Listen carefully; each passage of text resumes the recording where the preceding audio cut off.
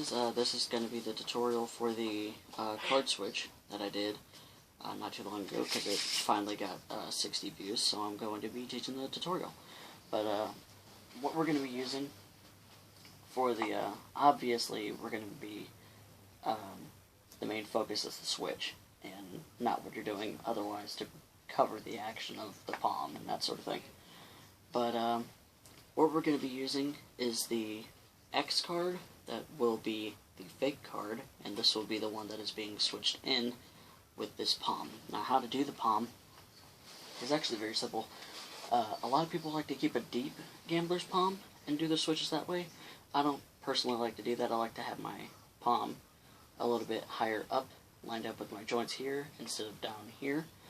But you can do whatever works well for you. You can even do it about halfway.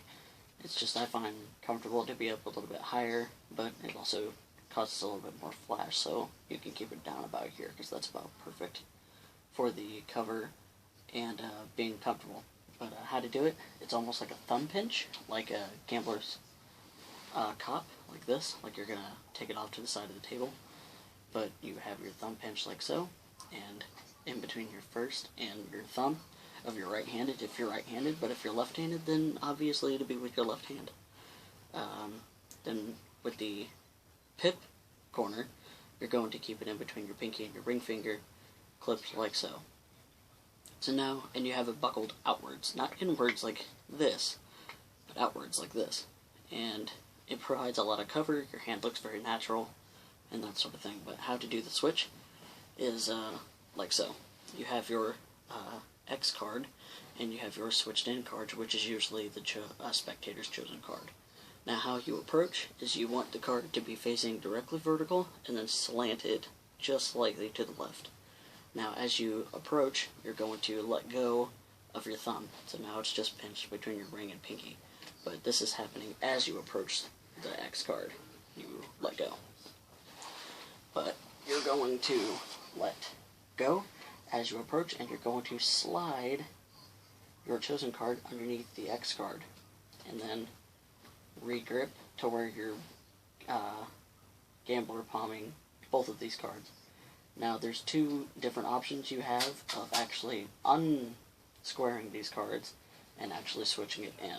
Now that way I just did a peel off method. How you actually do it is like so. You approach, get it underneath. Now you peel up, you actually riffle off one card with your thumb. Now you're going to regrip and actually gambler palm the X card, which is right here, and then you're going to use your pointer and your thumb to grab this corner over here and rotate the card outward, and you push it off to the right, ask them to look as you gesture. Now you're going to bring your hands back together like this. I personally like to put the dirty hand on top because it adds a little bit, I don't care about what I just did with the card, but if you put it under it like this, it's a little bit suspicious in my opinion. It's up to you. I like to put my hand up like this, gesture a little bit, ditch it off the side of the table, and that's how you do the switch, guys. But actually the second method for unscoring the cards as you're in the stage is you can buckle the top card and go like that, but that adds a little bit of more of a noise and it's a little less smooth in my opinion. I just like to riffle off and then rotate the card outward. But now I'm going to teach you guys the routine that I did in the video. But what you're going to do is take the cards out and then do a couple false cuts, real cuts, doesn't really matter at this point, and then you get them to pick a card, put it in out jogged to the side, so the 8 of clubs in this case. You're going to set it on the table. Now this is the control to get it to the top. Now how you do it is as you push the card in to fairly square, you're going to put your hands like this, like you're pointing towards the spectator, and you're going to push the card in like so, and of course this works better on the table. And now you're going to hit, and it works. Just try it. It usually works. But the card is left out jogged to the back, and if you're worried about them saying that, you could square this way or bevel this way. It doesn't really matter. Usually it happens so quick that you won't really have to worry about that.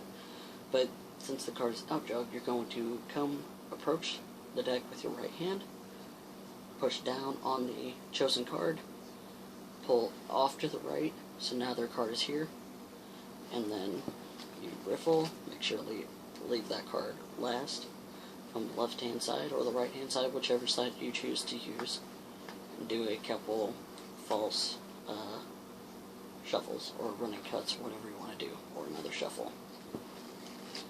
And so now that you've effectively controlled their card to the top, now you're going to palm it. And this palm doesn't have to be perfect, just as long as you get it in the palm, and then you can ask them to shuffle.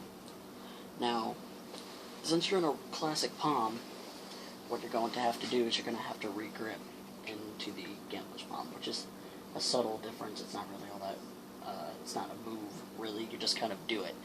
But now, how you're going to do that is like, as you gesture, as you do this thing, you're going to buckle.